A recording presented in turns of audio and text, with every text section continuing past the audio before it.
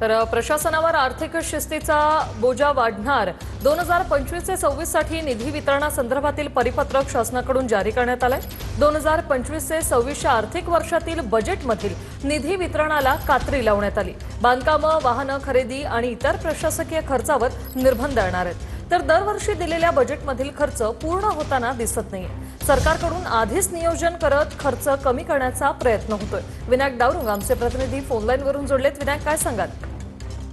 बरोबर आहे। आपण जर पाहिलं तर ज्यावेळी बजेट जो आहे तो मांडला जातो, परंतु वर्षभर बजेट मधील खर्च जो आहे तो पूर्ण होताना दिसत नाही, ही बाब जी आहे ती समोर आलेली आहे। त्यामुळे प्रशासनावरती आर्थिक शिस्तीचा बोजा जो आहे तो येणाऱ्या आर्थिक वर्षात वाढणार असल्याची माहिती जी आहे ती सूत्रांकडून मिळालेली आपल्याला पाहायला मिळते।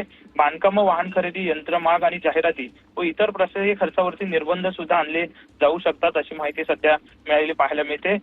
पुढील महिन्यामध्ये बजेट सेशन जे आहे ते राज्याचं सुरू होणार आहे। त्यावेळी नवं बजेट जे आहे ते मांडलं जाणार आहे आणि त्यावेळी या सगळ्या त्रुटी ज्या आहेत ते आधीच लक्षात आल्यानंतर कुठेतरी आर्थिक शिस्तीचा बोजा जो आहे तो प्रशासनावरती येत्या काळात वाढणार असल्याची माहिती जी आहे ती सूत्रांकडून दिली।